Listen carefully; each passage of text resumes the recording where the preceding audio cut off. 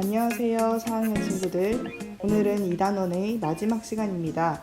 오늘 공부할 부분은 78쪽부터 83쪽입니다. 오늘 공부할 내용은 마음을 담아 붙임 쪽지 쓰기입니다. 모두 교과서 78쪽을 보겠습니다. 재환이가 겪은 일을 알아봅시다. 내용을 읽어보겠습니다. 재환이는 새로운 동네로 이사를 왔습니다. 재환이는 이웃들에게 인사를 하기로 했습니다. 그래서 재환이가 사는 아파트 승강기 안에 편지를 붙였답니다. 안녕하세요. 저는 12층에 이사 온 11살 이재환입니다. 새로 만난 이웃들에게 인사를 드리고 싶어 편지를 씁니다. 저희 가족은 엄마, 아빠, 귀여운 동생, 그리고 저 이렇게 넷입니다.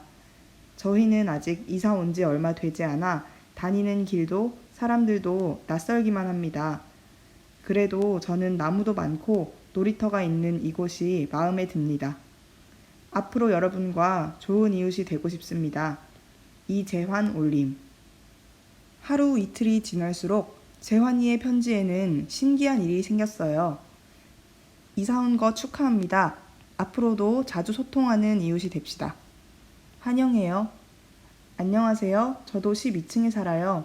좋은 친구가 되었으면 좋겠네요. 친하게 지내요. 전 7층에 살아요. 집 앞 공원에서 같이 운동해요. 반가워. 환영해요. 이렇게 먼저 인사해줘서 고마워요. 참 예쁜 마음씨네요. 반가워요.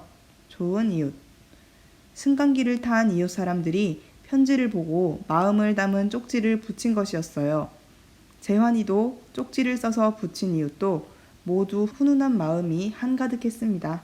새로 이사 온 재환이가 인사하는 내용을 담은 편지를 승강기에 붙였더니 이웃 사람들이 답장을 써서 쪽지를 붙였다는 이야기네요.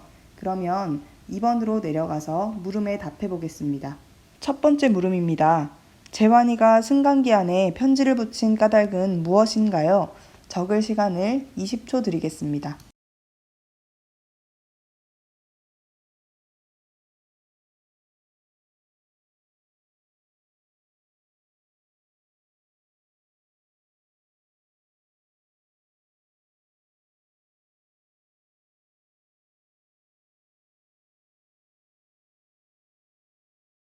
재환이가 편지를 붙인 까닭은 이사를 왔기 때문에 이웃에게 인사를 하고 싶어서입니다.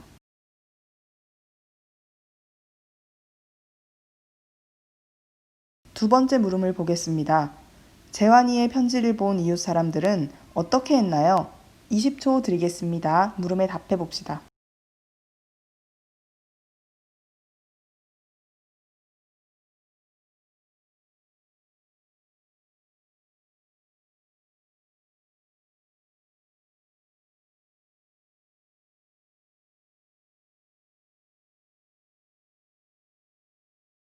네, 이웃들은 마음을 담은 쪽지를 써서 붙였습니다.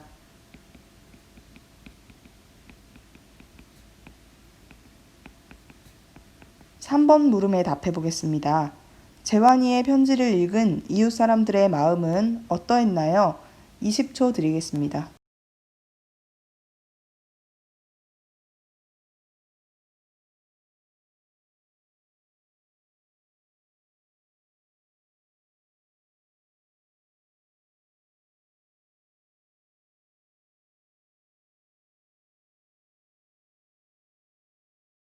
이웃 사람들의 마음은 마지막 문장에서 찾을 수 있습니다. 훈훈한 마음이 한가득했습니다. 라고 했습니다.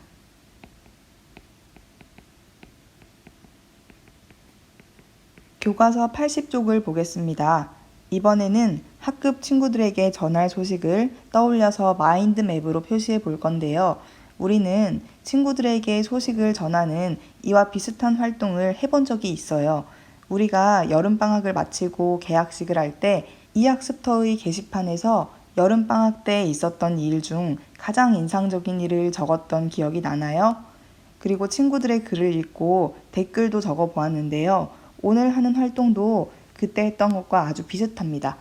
그때는 여름방학 때 있었던 일 중에서만 선택을 했다면 오늘은 1학기부터 지금까지 있었던 일 중 내가 전하고 싶은 소식을 떠올려서 적어보면 좋겠습니다. 우선 마인드맵에 어떤 소식들을 전할 수 있을지 생각나는 대로 적어보도록 합시다. 예를 들어 방학 때 친척집에서 있었던 일을 친구들에게 알려주고 싶다면 장소에 해당하는 칸에 친척집 이렇게 적으면 됩니다. 그리고 있었던 일을 새로운 가지를 만들어서 설명을 적어주면 될 것 같아요. 마인드맵의 아래쪽을 보면 친구들이 관심을 보일 만한 내용을 소식으로 정하는 게 좋아요 라고 되어 있지요.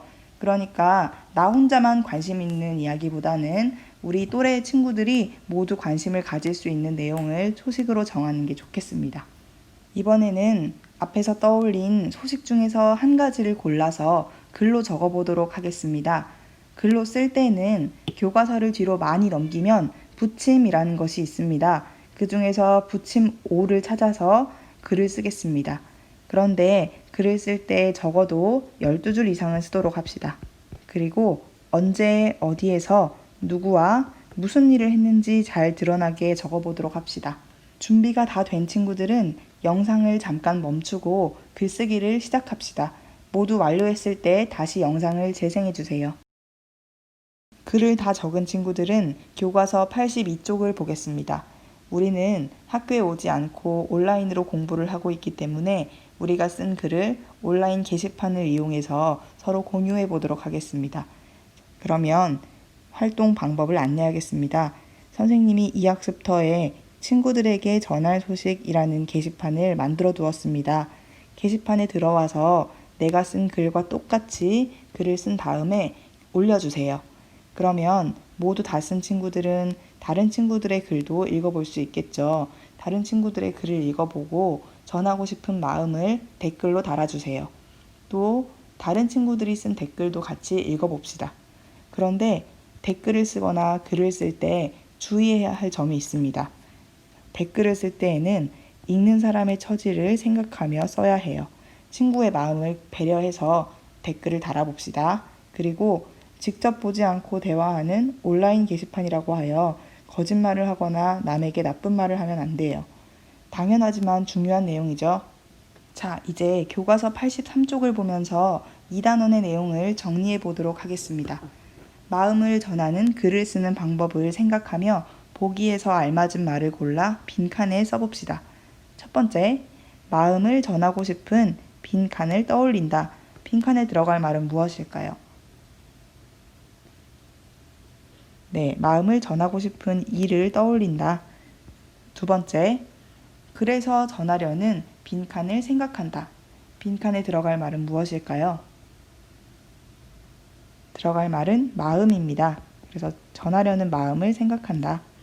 세 번째, 마음을 잘 나타낼 수 있는 빈칸을 사용한다. 빈칸에 들어갈 말은 무엇일까요? 빈칸에 들어갈 말은 표현입니다. 네 번째, 읽는 사람의 마음이 어떠할지 빈칸 하며 쓴다. 빈칸에 들어갈 말이 무엇일까요? 하나밖에 안 남았죠. 짐작입니다. 마지막으로 오늘의 과제를 다시 한번 상세하게 알려드리겠습니다. 먼저 국어 가의 80쪽에서 떠올린 내용을 붙임 5에 써주세요. 이때 글의 길이는 12줄 이상이 되도록 하세요.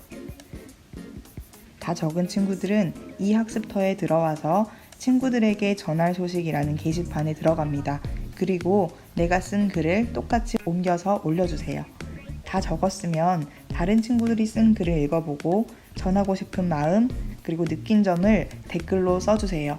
다른 친구들의 댓글도 같이 읽어봐도 좋습니다. 오늘도 고생 많았습니다. 다음 시간에 만나요.